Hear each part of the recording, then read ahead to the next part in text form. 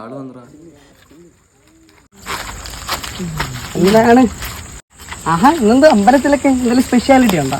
ഇന്നത്തെ ദിവസത്തിന്റെ പ്രത്യേകത പോലും നിനക്ക് അറിയത്തില്ലല്ലോ. മാർച്ച് 12 നിന്റെ ബർത്ത്ഡേ.